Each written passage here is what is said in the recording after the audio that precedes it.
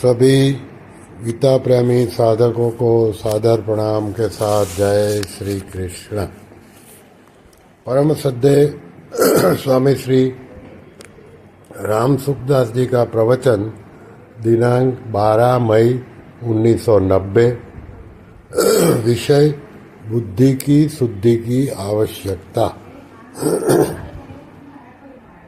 परम श्रद्धेय स्वामी जी महाराज जी कह रहे हैं कि अपने पास जितने साधन के औजार हैं, जिसे करण कहते हैं, सबसे बढ़कर बुद्धि है।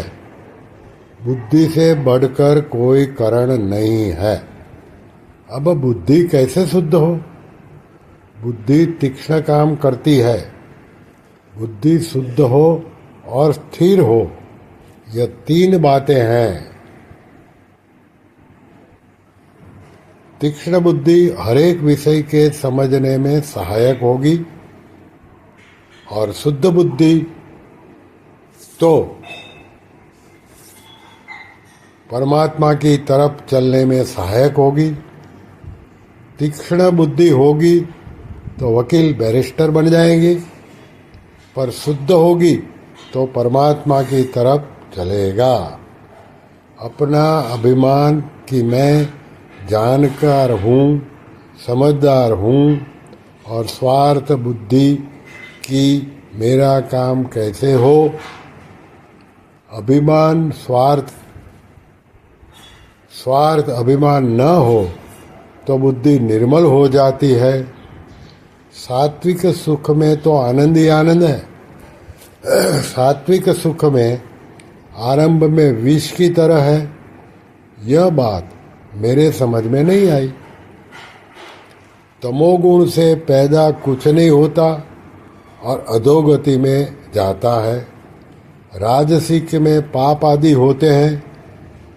तो बुद्धि को शुद्ध करना हो तो सात्विकता बढ़ानी चाहिए। तीक्ष्ण कम हो तो भी चलेगा, तीक्ष्ण हो तो अच्छा है। मन की स्थिरता भी अच्छी है, पर बुद्धि की शुद्धि जितनी काम करती है उतनी मन की स्थिरता काम नहीं करती। मन की स्थिरता से सिद्धियां आ जाती है।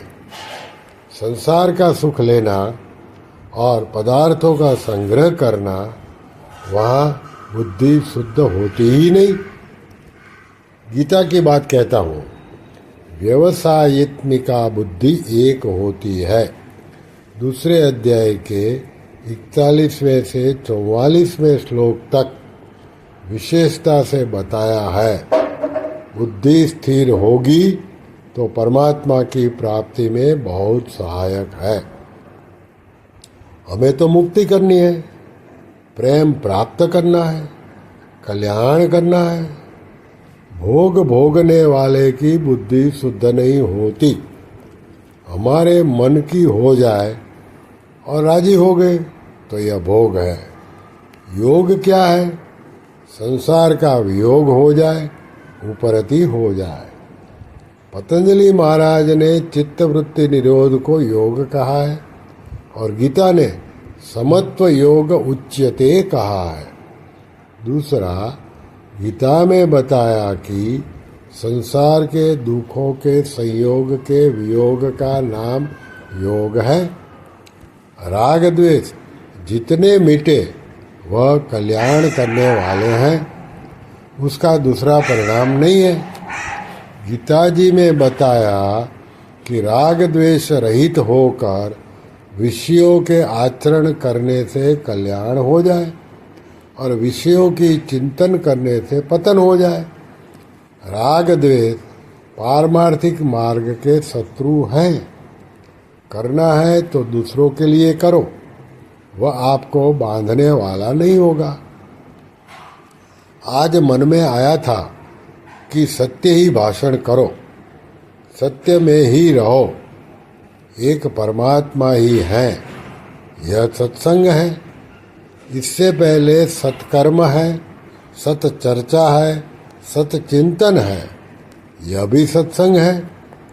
लोगों ने सिक्के को बहुत महत्व दिया है। सिक्का कुछ काम नहीं आता। चीज काम आती है। वस्तुओं का जो महत्व है वह सिक्कों का नहीं है, वस्तु से व्यक्ति का महत्व ज़्यादा है। गाय को रुपयों के लिए मार देते हैं, बड़ा भारी पतन है, इससे देश का बड़ा भारी नुकसान है। क्या करें, सुनते नहीं। आप जितने हो वो सुनो। गाय से श्रेष्ठ मनुष्य, मनुष्य में भी विवेक का महत्व ज़्यादा होता है, विवेक में भी सत्य श्रेष्ठ है। इसमें स्थित हो जाए तो यह सत्संग हो गया। ऐसे ही सत्य बोलना यह सत्संग है, झूठ है वह कुसंग है। सत परमात्मा का स्वरूप है, निहाल हो गया। इससे पहले क्रिया है, सत्कर्म है, सत चर्चा है, सत चिंतन है, वह भी बढ़िया है। पर सत्संग विशेष है। सात्विक सुख में दुख क्यों दिखता है? क्योंकि राजसिक और तामसिक सुख का त्याग कठिन है। सत्संग करने से वैराग्य होगा तो संसार से उपरति होगी। परमात्मा तत्व है, वह करण रहित है। तो आगे चलकर इस बात से बहुत लाभ होगा। तो बुद्धि को शुद्ध बनाने के लिए सद्विचार, सत असत का निर्णय, इससे बुद्धि शुद्ध होगी, निर्मल होगी। जितनी बुद्धि निर्मल होगी उतना बुद्धि का त्याग होगा। विद्या का भोग होता है, सत्संग का भी भोग होता है, ध्यान का भी भोग होता है। बुद्धि से ऊंचा उठना है तो बुद्धि को शुद्ध बनाओ। बुद्धि में शुद्धि आ जाए, परमात्मा की प्राप्ति का निश्चय से सत्य की तरफ चलना है। निर्मल बनाना शुद्धि की तरह है।